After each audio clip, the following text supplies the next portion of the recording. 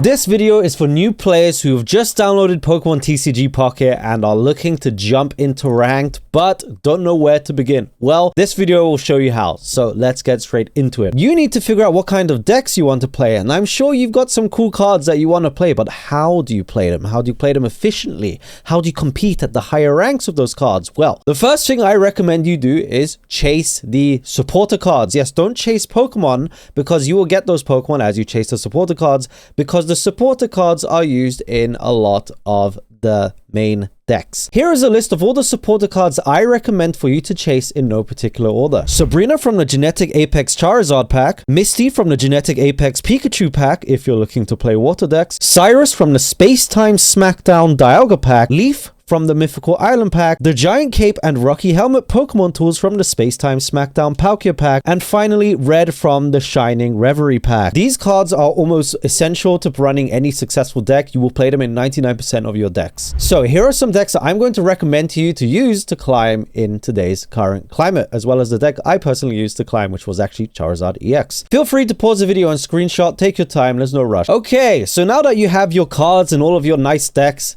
here's how the rank system works. There are 5 ranks. We have Beginner, Pokeball, Great Ball, Ultra Ball, and Master Ball. Each rank has 4 separate divisions. So for example, once you climb into Pokeball, you'll actually be in Pokeball 1, and then you'll climb into Pokeball 2, 3, and 4, and so forth. You get the idea. After Pokeball 4, you'll climb into Great Ball 1, and you have to go through those 4 divisions again. For each time you win, you will gain 10 points. And for every time you lose, you will lose 5 points up until Ultra Ball. If you are on a win streak, you actually gain bonus points. And for what I've seen, the highest I've been on is like a 7-game, 8-game win streak, and it just keeps going up by 2 or 3 points. The game does track this for you, so be sure to pay attention to it. Now keep in mind, in your first few games of ranked, you will play against bots. They even said it in the news update. You can see it in game. You will play against ranked bots. After you're done defeating those bots, you will begin to play into real players. And one thing most people like to call these players is meta slaves. You will run into the same few decks quite a bit.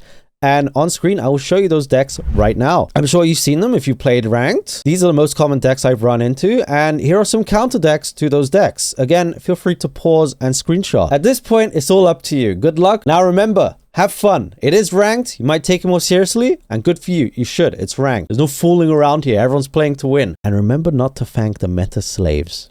We don't like them. But hey, sometimes it takes one to know one. Am I right?